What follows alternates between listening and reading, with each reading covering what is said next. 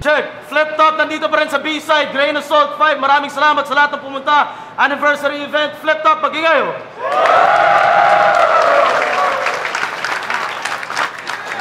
Maraming salamat sa Flip Top staff, syempre sa lahat ng MCs na bubuo ng liga, sa lahat ng sumusuporta online, shoutout sa Whipcaps, Bomb Shelter, at sa lahat ng tumulong sa amin sa 4 na taon.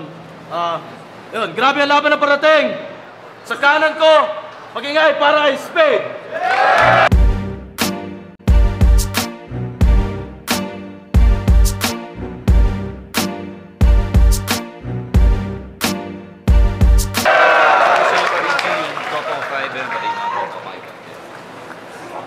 Representing Batch 1, galing Anolas nga pala. At sa kaliwa naman, representing Takeover, mag-ingay para kay Chris Delano. The so-called veterans say a lot knows I'm better than we need a lot more betterment. Tell me who you can recommend so I can grab a copy of his record and show you how I will record it. Give you something to reminisce. Rapscallion, Inkbox Tattoos, tsaka Salute Clothing, kita ni Montana. Rapscallion din nga pala. Si Spade nanalo ng coin toss. Unang banat kay Chris Delano. Flip Top pakinggan, Grain of Salt 5. Tara. Yo, ready na kayo? Sige. Gio De Leon, Iho de Puta.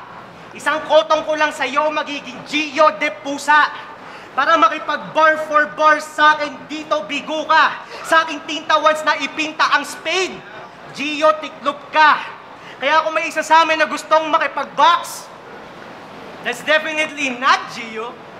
Gusto ko yung may laban. Dapat tinapat na lang sa akin si Sak or si Zero. Kasi ang ating abilidad hindi kayang i-balance sa siso. Matatalo lang ulit kapag minalas sa piso. Mga malabo mong linya na parang nag-fade na tato. Pinaglaruan lang ang magikero so aanuin ko pa tong Spade na to. Pulbus ka sa akin na parang nag-blaze ng bato. Sak maestro, I say fuck LeBron James, isampal ko pa ang abo ni Spade sa'yo. Yo, ulo mong hugis itlog, halikat aking babasagin. Mala-juggernaut ang galawan, baliwala ang balakid sa akin. Wala ka sa aking target, kaya ko magpaulan ng bala. Maghanap ka ng bobong mas ganap na laban, si Jade Boone na lang sana.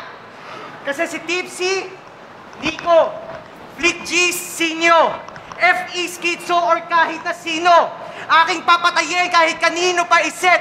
I got these bars on deck, isang bagsakan, domino effect. Yo, mga personal ko para sa kanya. Wait till the second round, mga peeps. Mas pinili ko lang sila pagsabay-sabayin kasi I am bound to be a beast. 16 rappers ang aking binanggit. That just means I'm literally breaking down MCs. Pakitawag si Batas. Pakisabi, ito na yung hinihingi niya sa akin, breaking down 16s. Dahil mo ng banat kay Spade, pakinggan Grain of Salt 5. Yo! Sobrang dehado daw ako sa laban na to. Yun ang sabi ng karamihan. Kasi pag-usapang info laban kay Spade ay parang source ng shabu sa Pinas. Marami kang pwedeng pagkunan. Pero wala na akong pake doon. Kaya fuck the angles, fuck the reference, fuck the personals. Kasi kahit anong bato nito, walang tama to. Dahil i-epekto ang simpleng hallucinate sa utak ng MC kayang kumilatas kung anong tunay at totoo. Kaya ito ko sa Chris Delano, sa laban to, madadala to. Iiwanan ko naninigas sa bangkay sa loob ng freezer parang ice cream, ice candy at gelato. Akin ang W at ang panalo. Kabi kong lahat walang balato. Pipilitin mo lamunin ng pagkatalo mo sa akin parang nilunok mo yung dura mo. Pero totoo lang, malaki galit sa akin ito. Kasi di rin ako nag-show up nung mag-come up sa decision ng laban nila sa pagitan ng Marino at ng Bakla. Di man lang patipag ng malakristal na iceberg ang mga makatang sakay ng kulay pink na barkong pantigma. Ang tagal ng laban nyo, alas 5 pasok ko, kaya sa judging na footage, bigla akong nawala. 5 talaga judges doon, bigla nag-iapat na lang. Alam nyo kung bakit? Kasi di nila pinayagan maghurado yung hari ng tugma. Diba? Judge dapat si Looney nun, kaya nagkagulo sa judging. Pina-atras nyo, kasi tinira siya sa bars nyo. Mga supot, pero sobrang malas lang talaga kasi ultimo sa coin toss, natalo pa rin kayo. At alam kong call out mo to. Pinadaan mo lang kay Arik, dapat di mo siya pinahirapan. Pinakita mo lang sa tao na supot ka talaga gago kasi di mo kakayang hamunin ng harapan. Kasi Kasi nga, you're a fucking bitch. Habang ako, mga balat yung bumubulo sa parang rocket ship. Di mo kayang tapatan na utak ko na meron supercomputer microchip. You can suck my dick. Madali ka lang ma-decipher simpleng magic trick. Kaya kitang bugbugan na maging 3D ang pictures ng pagbumukha mo para sci-fi flick. Pero ba't nga ba di ko kayo binoto nun? Anong rason? Aside sa wala kayong 2-on-2 factor ni Ice, nakakadiri kayo, boy. Kitang-kita sa footage na hinalikan nyo yung mga kalaban nyo. Fucking man-to-man shit. Di ko trip yun, boy. Di nyo natupok ang kanilang flare. They made your head spin. Nagmukha kayong wannabe, boy. Pinaglaruan kayo parang papat pero di tulad ni Pinocchio dahil para sa akin yung laban na yon, di kayo naging real, boy. Kaya wala kang sinabi sa akin, Brad. Bawon lang kita. Pakiusap lang, Chris. Ang pinaka-ayoko marinig sa labang to, yung mga salitang, sasapakin kita. Yeah, man.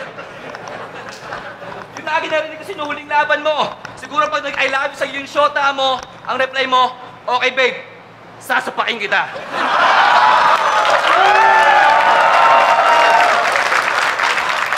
Pero talaga, di nga, mananapa ka, di mo ka nasindak si Abra nung sabihin mo sasapakin mo siya, wala kang nagawa na sabihin sa'yo mismo na Enigma na sasapakin ka niya.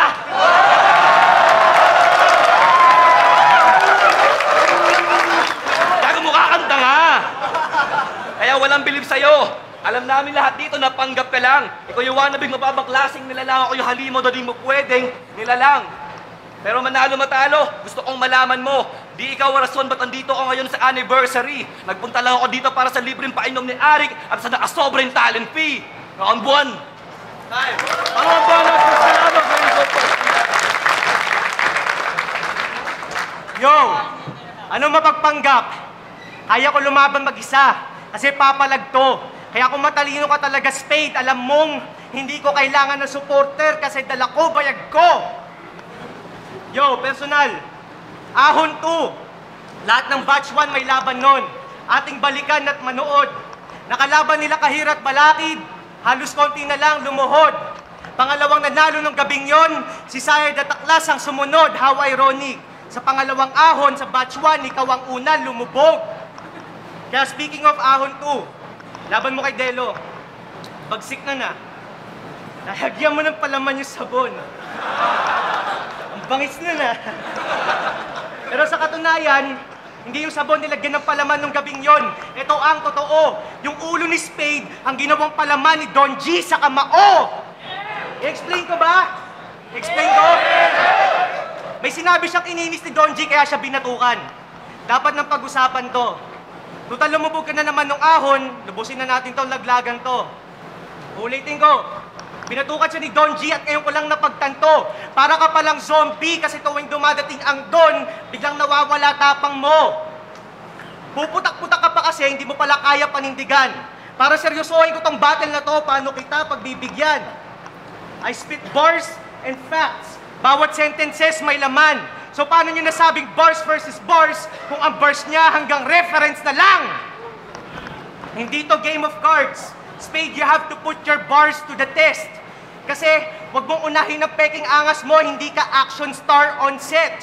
Kasi kada card in event, gusto mo ikaw na lang palagi ang front page and it's hard to accept. Because it's funny how your name is Spade, but I'm the one who got these bars on deck. Kaya, my point is, they're pointless. I'm ahead of this game and they're all tails. I ain't talking about coin flips. Time. Pangalawang banal kay Spade. O, pakinggan. Tinira mo yung laban ko kay Delo. Yung binatukan ni Don G. Bakit? Andun ka ba? Sobrang malaking pinagkaibaan ng binatukan sa tinipik lang sa braso, tanga. Sabi mo kanina sa rebat mo, dala mo ang bayag mo. Pagkatapos ng laban nito, papakain ko sa iyo sariling bayag mo, gago! Pero, natin ang pangalan, hallucinate. Pang-adik. Sa pangalang may koneksyon sa ilusyon. Gusto niyo itong morphling ma-reset ang standing, kaya ang pag-i-English, pinatungan niyo ng Tagalog. Misyonaryong posisyon. Pero alam mo din kayang palitan ng bagong pangalan mo yung mga talo mo. Kasi isa lang ang iyong personalidad. Dapat na natili ka na lang na hallucinate kasi tulad ng mga adik na nag-aangad ang amats mo, tumatakas ka lang rin sa realidad. Sorry, Aklas. napansin sa pagpayat mo. Di ba, kitang-kita? Hallucinate? Sabi ko, marami nakapansin sa pagpayat mo. Di ba, kitang-kita na si Hal losing weight? Sabi ko, dami niyang talo sa English conference, kaya galing siya sa mundo. Kaya Hal, lost in hate.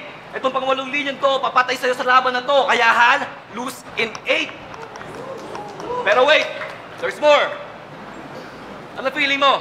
Pagkat nagpalit ka ng pangalan ko na si Meta World Peace, eh si Ron Artes nga, di niya nakamit ang kapayapaan. Nung nag-daimtin siya, di niya na-met ang World Peace. Pag miskay ka na lang, mag-beauty pageant ka na lang, doon ka mag-promote ng World Peace. Pag binataong kita sa buhay, makakating ka sa kabilang buhay, doon mo makakamit ang World Peace. Rest in peace. Pero kung usapang peace lang, walang ganun. Kasi para sa akin itong laban na to, gera to. Ito na naman ako. This is war! Ito yung para salpukan ng Allied Forces at mga Nazi. This is war! Ito yung para pagbasak ng mga bomba sa Nagasaki. This is war! Dito physical, ito lyrical na gera, pero siguradong bangkay ito. Di ubra sa akin ang espada mong Chris Delano dahil ako'y sinagaming MC. Durog ka sa bangkay ko! Pero marami nagsabi. Kaya raw ako natalo ng huling laban ko kay Balakid kasi di raw ako nagpa-abrutal. Ang sa akin lang naman, ayoko naman tira ng anak, syota, pati nanay. Di ko na style mamersonal. Gusto kong maging lirikal, kaso si Balakid ang pagkapanalo sa kanya napunta at na-snatch. Kaya ayun, sabi ko lang ngayong gabi para sa'yo, Chris. Sorry, man, hindi kita kabatch. E pag-usapan natin yung syota mo.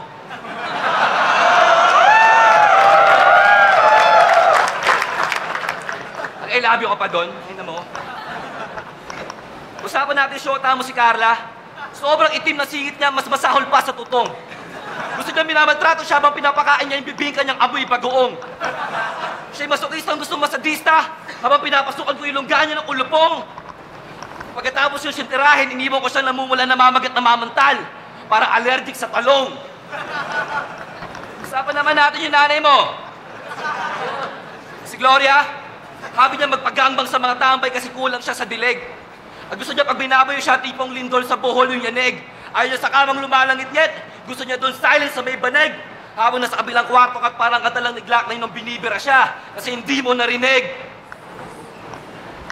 Kuha mo, pero wala na akong pake sa mag-comment. Sabihin, bastos ako sa laban na to. Bitch, I don't care. Payo ko sa'yo, Chris, umuwi ka na lang, you go running back, parang football player. Pero tandaan mo, di ikaw rason, ba't ako nandito ngayon sa anniversary? Nandito lang ako para sa libreng painom ni Arik at sa nakasobrang talent fee. Bound. Ay, Toto Panas, Chris Delano, Pahingal. Alam ko naman, alam ko naman battle lang to eh. Papatulang pa ba kita? Nag-I love you ako sa girlfriend ko. Hindi naman kasi masama maging loyal, di ba? Pero, medyo corny. Pero yung credibility mo sa akin, Spade, akin na pagdudahan. Kasi nag-judge to sa battle namin ng AA. Kaputahan. Para sabihin kong dapat nanalo kami ni Ice Calaabra, hindi ko na kailangan pagtulakan. Pero yung pagbigay mo ng boto sa kanila nang hindi ini-explain, yan ang dapat natin pag-usapan. Imbis na mag-judge ka ng maayos, bakit umuwi ka agad? Ha? Huwag mo sabihin pinauwi ka ni Aklas.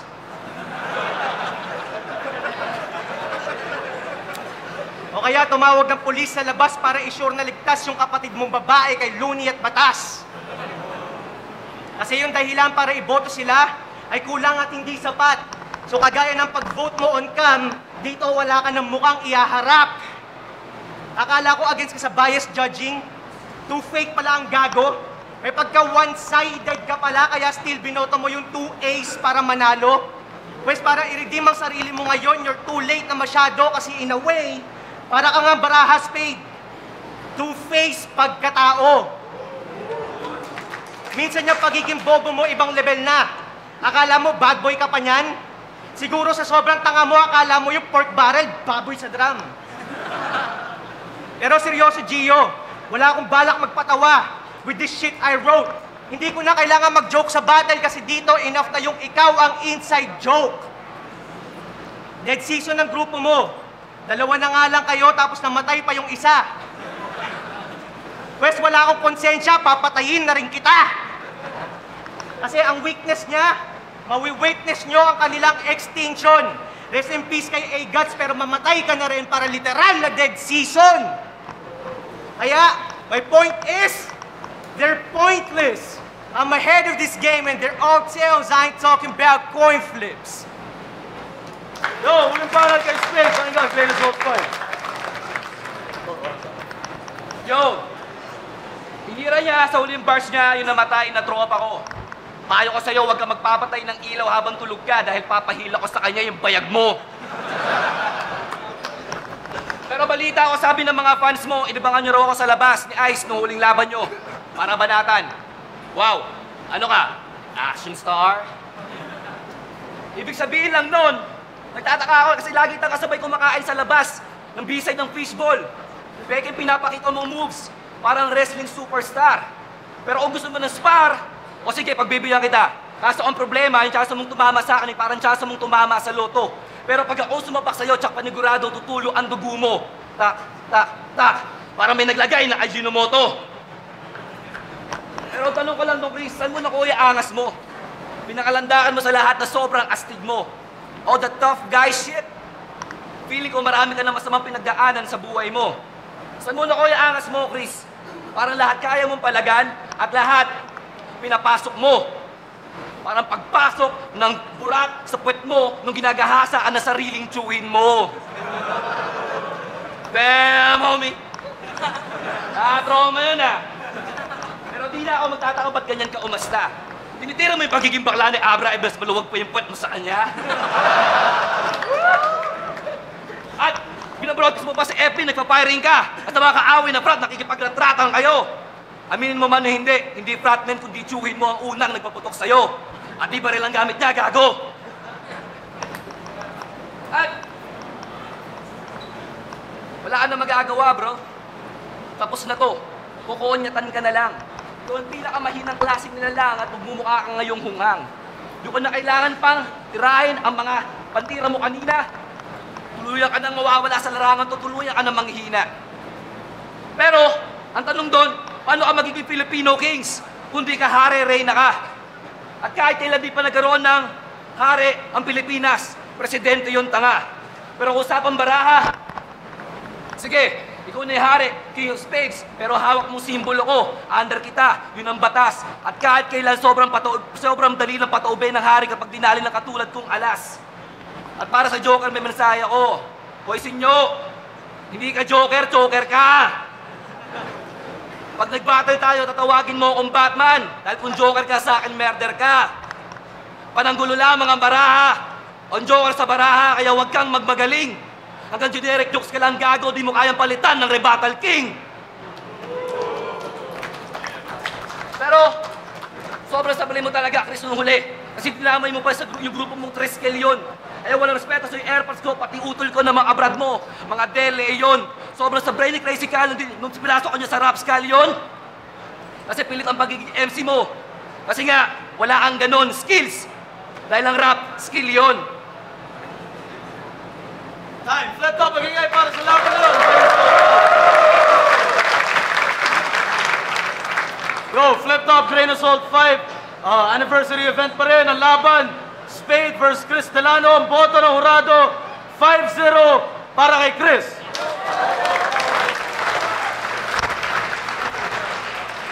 Nagalibo nga pala ang Marshall Camp, Tuesday Group, Konektado. Shoutouts nga pala sa webcams. Shoutout din sa mga kumpare ko. Kay King Jam, yung beat producer ko, at saka kay Jordan Kevin Lacson. Yung battle, Chris Delano versus Spade, bars versus bars. Theatrics, saka construction, okay yung kay Spade. Kaso mas maraming punchlines na bumaon para sa akin sa opinion ko. Mas maraming punchlines na bumaon at saka mas maraming pasok na para sa akin. Mas pasok yung rebuttals ni Chris Delano, so I give it to Chris Delano. Opinion ko yun. Yeah, binoto ko si Chris Delano round 1 sa kanya. Round 2, kasi ginawa ni Spade, tsaka minus ata yung haba ng English na ilang bars na English ni Chris, so alam mo yun, kaya Filipino conference to. Third, yun nga, mas okay dun sa kanya, mas complex siya. Clover also. Yo, Icarus, shout sa Team Zara. Yung boto ko, binigay ko kay Chris Delano, 2-1. Yung round 1 tsaka yung round 1 para sa akin mas lumamang pa si Spade. Mas lumamang si Spade. Yung round 2 tsaka round 3, sinala ko yung mga bars nila, yung pinakinggan ko maigi. Para sa akin, mas mabigat yung pinapakawalang suntok ni Chris Delano. Tsaka hindi lang siya mabigat, tumatama talaga, straight yung so round 1 kay Spade, yung round 2 tsaka round 3 ko, binigay ko kay Chris Delano. So Chris Delano. Zero download. I voted for Chris Delano. I-breakdown ko na lang per round. For round 1, binigay ko kay Spade. Sa second round naman, binigay ko kay Chris Delano. Sa pangatlo, medyo dikit. Kaso parang in-expose ni Chris Delano yung flaws ni Spade way back before, yung history. Pero kung sabihin natin preparation, parehas na nag-prepare. Mas maraming ginawa si Spade, may jokes, references, tsaka yung mga heavy bars. Pero yun nga lang, konting-konti lang yung agwat nila sa round 3. Tsaka may minus din para sa akin si Spade kasi parang over yung time niya or yung pag-speed niya ng bars. Pero props to both MCs, Chris Delano. Malaki the pricing, batch 1. All 3 rounds nag-edge sa punchline, sa content si Chris. All 3 rounds nag-edge sa performance, showmanship si Spade. Round 1 binigay ko kay Spade kasi mas relevant yung verse niya para kay Chris mismo. Pero round 2 and 3 naraig na yung content ni Chris. So Chris.